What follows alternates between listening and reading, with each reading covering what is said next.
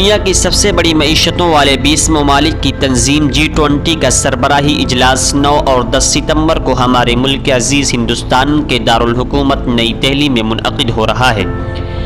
G20 کے موجودہ صدر کی حیثیت سے ہندوستان اس اجلاس کی میزبانی کر رہا ہے۔ دلی اور نوئیڈا کے بڑے بڑے ہوٹل سربراہان حکومت اور مندوبین کے لیے بک کر دیا گیا ہے۔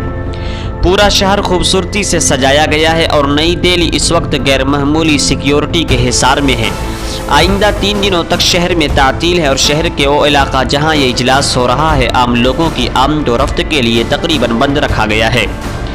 G20 میں ہندوستان کے علاوہ امریکہ، روس، چین، Argentina, Australia, Brazil, Canada, France, Germany, Indonesia, Italy, Japan, جنوبی کوریا، میکسیکو، سعودی عرب، جنوبی افریقہ، ترکی، برطانیہ اور یورپی یونین شامل ہیں۔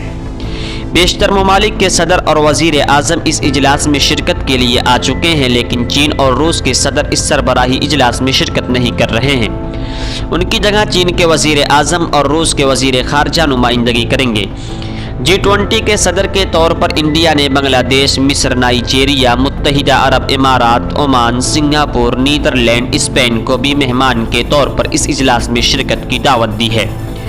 G20 ایشیائی معاشی بحران کے بعد سن 1999 عیسوی میں قائم کیا گیا تھا۔ ابتدائی سالوں میں اس کے اجلاس میں رکن ممالک کے وزیر خزانہ اور سینٹرل بینکوں کے گورنر شریک ہوتے تھے، لیکن سن 2007 عیسوی کے عالمی معاشی بحران کے بعد اسے سربراہی اجلاس میں تبدیل کر دیا گیا۔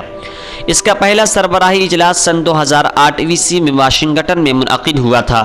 G20 کا سربراہی اجلاس سال میں ایک بار ہوتا ہے۔ اس کی سربراہی باری باری سبھی رکن ممالک کے پاس آتی ہے۔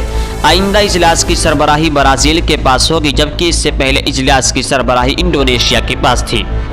اس گروپ کی طاقت کا اندازہ اس سے لگایا جا سکتا ہے کہ دنیا کی معیشت کا 85% GDP اور 75% عالمی تجارت انہی ملکوں کے ہاتھوں میں ہے۔ یہ ممالک دنیا کی 2/3 آبادی کی نمائندگی کرتے ہیں۔ ویسے تو اس گروپ کا مقصد معاشی نظام کے مختلف پہلوؤں اور مسائل پر غور کرنا ہے، لیکن وقت کے ساتھ اس میں دیرپا ترقی ہوئی۔ صحت، زراعت، توانائی، ماحولیاتی تبدیلی اور انسداد بدعنوانی جیسے معاملات میں شامل ہوتے گئے۔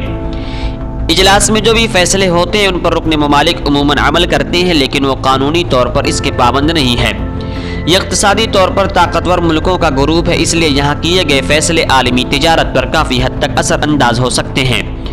ان فیصلوں کا عالمی سطح پر گہرا اثر پڑتا ہے اور اقتصادی بحران میں یہ گروپ اجتماعی طور پر قدم اٹھانے میں کارگر ثابت ہوتا ہے۔ G20 کے سربراہی اجلاس کو اس وقت کامیاب مانا جاتا ہے جب اجلاس کے اختتام پر اتفاقی رائے سے مشترکہ بیان جاری ہو۔ اگر یہ ویڈیو آپ کو اچھی لگی ہو تو برائے کرم چینل کو سبسکرائب کریں، لائک کریں اور شیئر کرنا نہ بھولیں۔